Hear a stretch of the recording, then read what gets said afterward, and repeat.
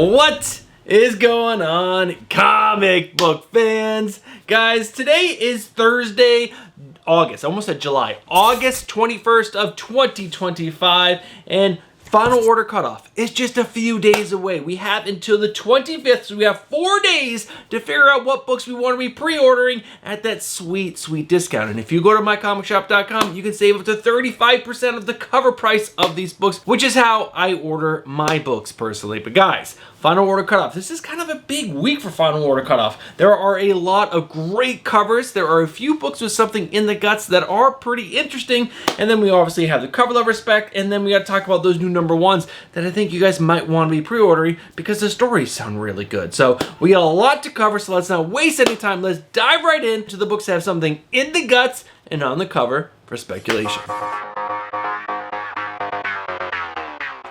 Now guys, I'm pretty sure I do not have to say this, but I'm going to say it anyways. You guys have to be doing your own research. So guys, there are links down in the description below to some great speculators. I'm talking about Lefteros, I'm talking about coverprice.com, and I'm talking about the comic book frontier. Links down in the description. But guys, let's go ahead and go over the books with something in the guts that I was able to find on this weekend's final order cutoff. And first up is Nightwing issue number 130. The solicitation states, Nightwing finds himself thrust into the unlikely role of mentor to an aspiring hero with incredible power. Is that person someone new? Now, Key Collector does point out that this could be Bryce Morgan, who was first introduced in Nightwing issue number 120. I read that issue. I have no recollection of who Bryce Morgan is, but it could be a new hero of some kind. Guys, moving on. Wonder Woman issue number 25 with the first appearance of the Matriarch, a harbinger of death. Now I'm going to read you a little bit more from the synopsis to give you guys a little bit more context. You won't want to miss the first appearance of the Matriarch in this oversized anniversary issue that will set the stage for all Wonder Woman stories to come. That could be pretty big. We're talking about all the future stories. This character could have some big, huge implications for Wonder Woman. That could be pretty stinking cool. And are they tied to the villain that was introduced in issue number 1 of Tom King's run? That could be pretty cool. Moving on, Spider-Man and Wolverine issue number 5 with the first cover appearance of Dread Shadow. He did have his first appearance in issue number 3 in the guts. This is his first cover appearance. After that, The Amazing Spider-Man Torn issue number 1. Now this is a 5-issue limited series that takes place when Peter Parker was in college. But this is also supposed to have the first appearance of a new villain in the guts in this book. That could be pretty cool. Now up next, in the final book that has something technically kind of in the guts, more in the poly bag that is holding the comic. Guys, I'm talking about Exquisite Corpses issue number 5, the Cover C trading card variant. Now these are the trading cards from issues 2 and 3. Yeah, 2 and 3. I'm missing the one from issue number 1. Now if this trading card game does become very popular and you can only get these versions of these cards from these comics, I can see these Cover C trading card variants selling well in the future. All right, guys, that is everything in the guts. Let's go ahead and move over to the cover speculation. And first up, we got Fantastic Four issue number 2 with the second print 1:25 Virgin ratio variant coming from Scotty Young. Amazing. After that, Uncle Scrooge Earth Mightiest Duck issue number 1 with the second print 1:25 ratio variant coming from Mark Brooks. Guys, guess what? Predator Kills the Marvel Universe issue number 1 with the second print 1:25 Virgin ratio variant from In-Huck Lee. Now these second print 1:25 versions tend to sell well on the secondary market. So if you can score them for as close to ratio price as you can, then you guys will be able to flip them on the secondary market for a profit. All right, guys. We're moving away from second print 1:25, so let's go ahead and move over to the other books that I think could sell well based on the cover art alone. And the first cover is Godzilla Destroys the Marvel Universe issue number 3 with the 1:100 Virgin ratio variant done by Ji Hong Lee. This cover is freaking incredible. I can definitely see this one moving on the secondary market. Come on, it's Godzilla coming face to face with Wolverine, but the size of Godzilla, that is the really cool part because Wolverine looks so tiny. Now, someone in the Discord did mention that if his mouth was open, it'd be even cooler. But I think it would have been harder to keep Godzilla's head in frame. Guys, that is so cool. Next up, X-Men issue number 22 with the 1:50 Virgin ratio variant coming from Joshua Sway. It's Psylocke, it's Sway. This is a great freaking cover. After that, The Amazing Spider-Man Torn issue number 1 with the 1/100 Virgin Ratio variant. Now, I did not know this cover was done by Adam Hughes. This is the cover A, and I had no idea this was a Hughes cover because, you know, when there is a lady on the cover, it's pretty obvious that it's Adam Hughes. But this is just, it's Hughes, and it's really, really good, and it's 1/100. Moving on, Pin Up Apocalypse, issue number 6 with the cover E, 1/25 Virgin Ratio variant coming from Sveta Shubina. Sveta is so popular right now. Obviously, this is going to do really well. But guys, for this issue number 6, there are 2 1/10s that are connecting covers done by Sveta and Andrew Torsov. Sveta did the posters, and Andrew Torsov did the characters in front of the posters, and they are so good. They're cover D's 1/10 ratio variants. They're so good. Now, the final cover that I think could possibly sell well on the secondary market is I Hate Fairyland, issue number 44, the cover C 1/10 ratio variant done by Stan Sakai. That is why I think this book will sell well, because this is a Stan Sakai variant for I Hate Fairyland. I think that's super duper cool. I know he has a large fan base, and how many stores are going to be ordering 10 copies of I Hate Fairyland? I don't think that many, so that's why I think this cover could do pretty well on the secondary market. All right, guys, that is the speculation for this week that I was able to find. Reminder, go down to the links down in the description below. Check cover price, left arrows, and the comic book frontier before you finalize your orders. All right, guys, let's go ahead and move over to the new number 1s that we can pre-order that I think sound really stinking cool. There are 15 new number 1s that are available to pre-order on this weekend's final order cutoff, and I'm really only highly interested in one, kind of interested in another one, but there are so many, and I'm going to quickly go over all of them in today's video. I'm going to give you a very brief idea of what each one is about and why I think you should or should not order that book. All right, guys, the one book that I am really stoked for is The Amazing Spider-Man Torn, issue number 1. This is coming from the writer of J. Michael Straczynski and has art by Pierre Perez. Now, this story is about a time in Peter's life when he was still in college, and he's obviously still Spider-Man, and he's going to fight some new villain and do some really cool things. But the reason why I am interested is because J. Michael Straczynski is a great writer, in my opinion. Obviously not everything he's written is absolutely amazing, but the few stories that I personally read, I've loved, and I really like Spider-Man as a character. Going back in time to when he was in college and much younger, I would love that, especially coming from this writer. I'm not sure if I remember Pierre Perez's artwork, but overall, I am pretty stoked for this, and it's only a 6-issue mini, so we're not going to get sucked into an ongoing run or anything. It's just 6 issues. It could be really cool, and come on, are we going to get cover A's from Adam Hughes every single time? That could be really cool.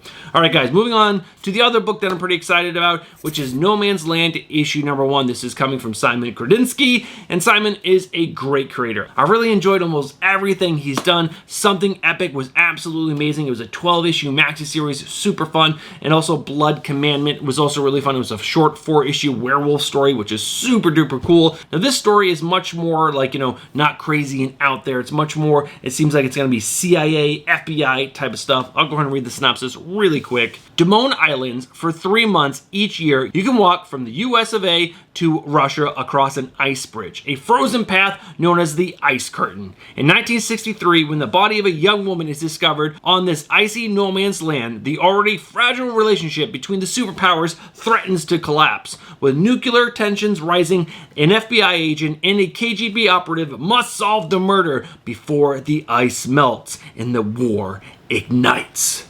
Now, again, I am just a big fan of Simon Kredinsky as a whole, so I'm going to be picking this up because I think Simon is absolutely fantastic. Now, let's quickly go over the other books. All right, Starship Godzilla, issue number 1. This is under that whole kaiju umbrella over at IDW Publishing, but this is set off in space. It's not on land where the other stories are being told. No, this is off in space. So if you want a space kaiju story, this is for you. Next up, we got from Image Comics Creepshow, issue number 1. So they're starting another Creepshow series. If you're into horror, you probably like this. After that, again from Image Comics, we have Viking Moon, issue number 1. I did read the synopsis for this. This is all about Vikings and werewolves. That's pretty freaking cool. After that, we got Conan, Scourge of the Serpent, issue number 1, a new Conan book. After that, Good as Dead, issue number 1. I read the synopsis of this and I was confused, so I'm not really sure, but guys, go ahead and check out this book. It's about a town and a bridge, and then I got lost after that. After that, Kill All Immortals, volume 2, issue number 1.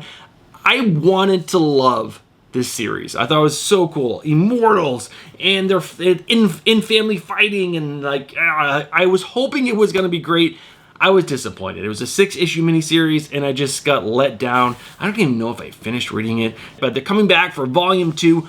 I'm going to be picking up some of these covers because some of these covers are absolutely amazing. That Tula Lote, which I'm going to show you guys in a little bit, I'll throw it up on screen right now. So like a little preview for the cover lover section. But guys, overall this series was just a little bit of a letdown, so I'm not sure if I'm picking up volume 2 or not. After that, Marin Heretic issue number 1. Now this is written by Tini Howard. I don't pick up anything Tini Howard. I've been burned so many times by her as a writer, and this just doesn't sound very good. It's a nun who believes in some other god, and she was part of this church, and this church pushes her out, and then she makes some dark pact with this god to get powers to be, I don't know, their righteous person. I don't know. It just sounds super cheesy, and I do not like Tini Howard, like at all. After that, Minor Threats, The Last Devil Left Alive, issue number 1. Patton Oswalt's, little umbrella over at Dark Horse Comics. So if you're into that, that's a new book. This next book, I didn't read the synopsis. I just saw the cover and moved on. Wild West Cowboys of Moo Mesa, issue number 1. Don't know what that's about. Sounds crazy. Masters of the Universe, Andrea, issue number 1. So if you're into Hercules, He-Man, you might want to check this book out. Flow, issue number 1. It's about a girl getting her period. Obviously, that is not for me. After that, Roots of Madness, issue number 1. Now, this story seems to be about a girl whose family makes medicines, and she gets into that practice, and then she goes off to learn more, and some craziness happens. That's basically what this book is about, at least for reading the synopsis. And the last one is Mary Sue, issue number 1, coming from Boom Studios. This is a girl who has an online presence, and she's like has lots of friends online, but not lots of friends in real life. And something happens, like someone finds her online profile, and then they start making fun of her in school. And then she was a person who wrote fanfic, and one of the characters she wrote comes out of the computer to save the day. Yikes. But that is all the new number 1s that are available to you guys to pre-order this weekend. I would highly suggest picking up The Amazing Spider-Man Torn, issue number 1, and checking out No Man's Land, issue number 1 as well. Viking Moon, I'm not going to lie, it does sound pretty cool. Vikings, werewolves, let's go. But let's go ahead and move on to all the amazing covers that I found that are available to us on this weekend's Final Order Cutoff. Alright guys, I broke this up into DC, Marvel, and indie covers. So let's go ahead and dive into the DC books. And the first one that I really like cover-wise is Absolute Flash, issue number 7, with the cover C variant, done by Tirso Cons. Tirso is so great in this Flash cover. It has so much energy in it. I think that is what is key to making a good Flash cover. It's gotta feel like it's just full of energy, and this one is so great. After that, Nightwing, issue number 130, the cover A, done by Dexter Soy, fantastic. I also like the cover F, which is a 1:25 ratio variant, done by Ethan Young.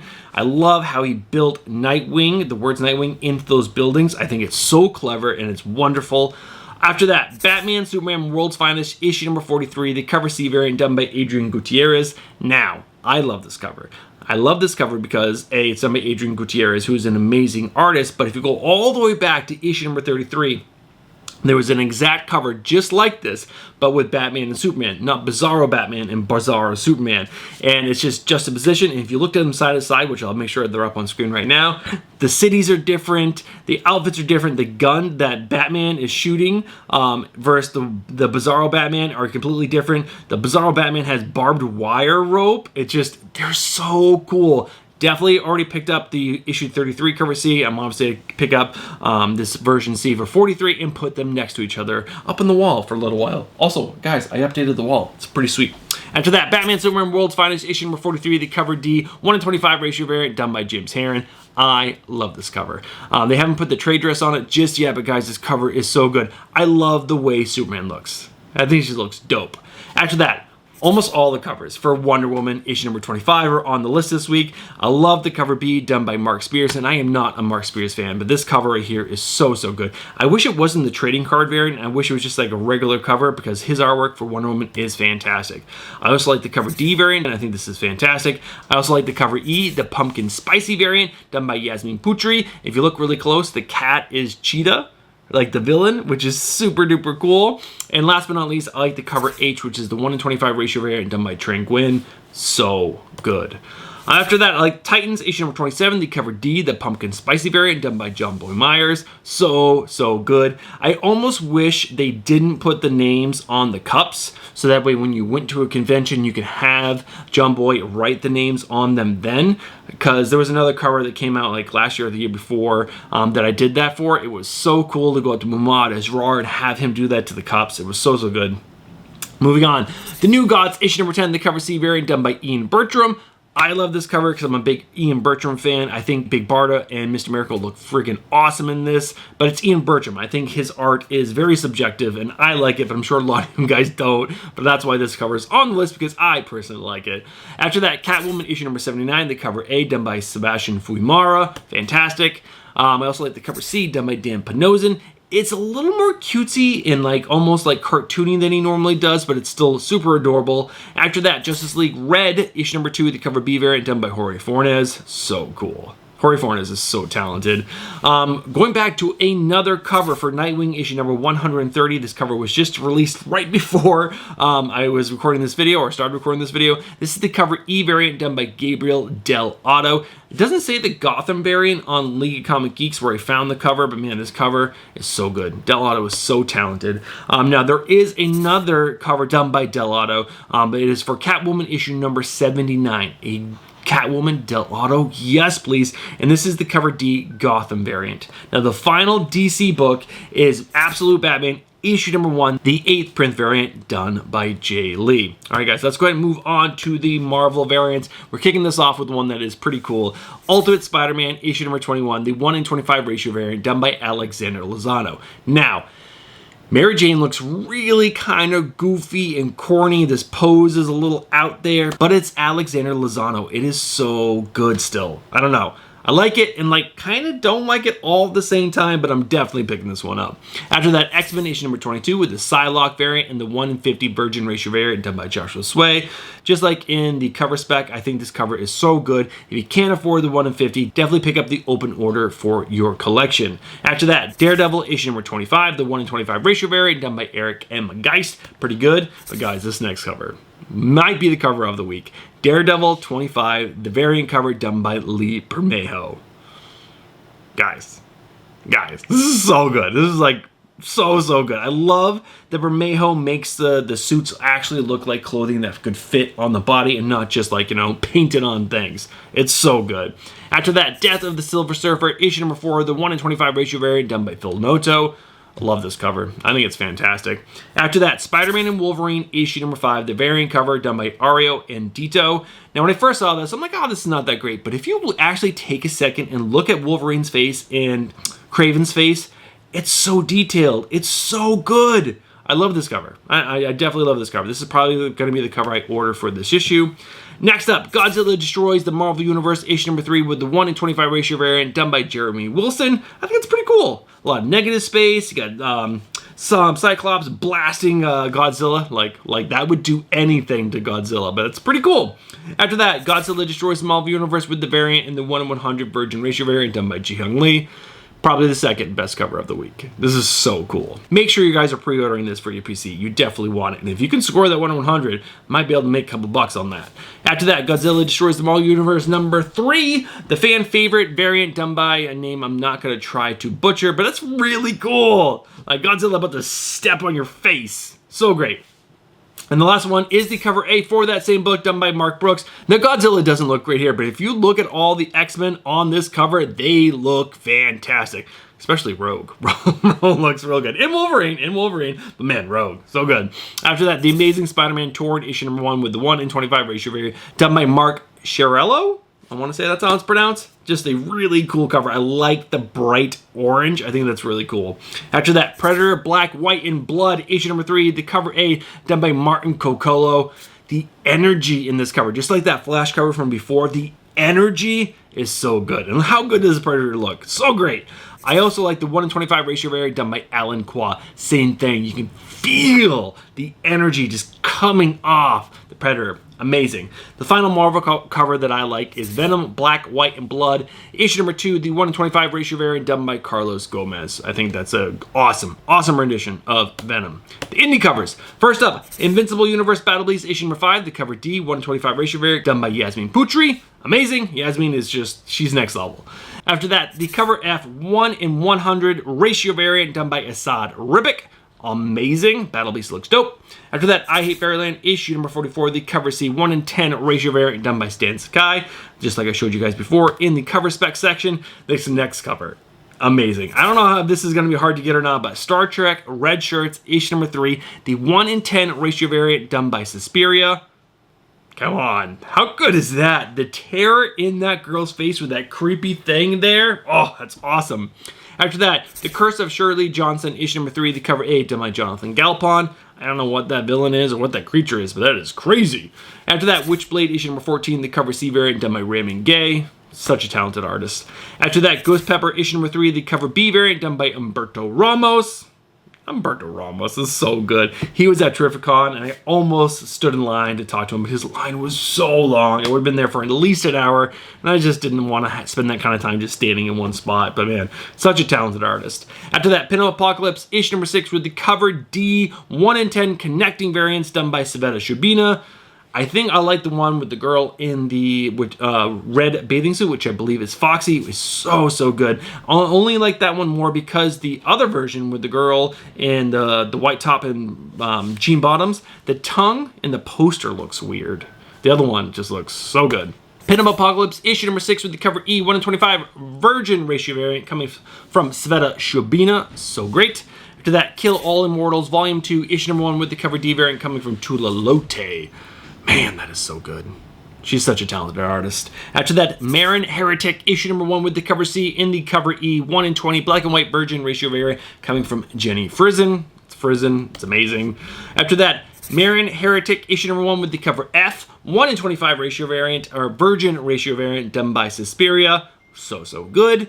After that, Exquisite Corpses, issue number 5, with the cover D stealth variant or artist stealth variant. I couldn't find who the artist was. If you guys can let me know down in the comments below, I'll pin your comment to the top so that way everyone will know who it is. Man, this artwork is so good. And the final cover on my cover lover list this week is Post Malone's Big Rig, issue number 3, the cover H 1:25 black and white sketch virgin ratio variant. Man, that's a mouthful. Done by Maria Wolf. That is so good. Maria Wolf is so talented. All right, guys, that is it for this weekend's final order cutoff. That is, you know, new number 1s, the speculation, the cover lover picks. So that means it's time to wrap this video up. All right, guys, I kind of fumbled a lot of today's video, so you're probably gonna see a lot of editing done in today's video because I was all over the place. And I had 3 beers last night. And you guys ever have that thing where you have 3 beers or 3 cocktails or whatever, and you wake up the next morning and you're like, man, I feel great. I am like a superhuman. And then like, you do it again a few days later and you're like, oh man, I feel like crap. What happened to me? That is me today. I feel like crap. And I only had 3 beers. That's crazy. But guys, I mean, there were 9.9 bear hugs, which are delicious. I'll make sure I could put that up on screen for you guys. And if you guys have those in your area, drink them. They're delicious.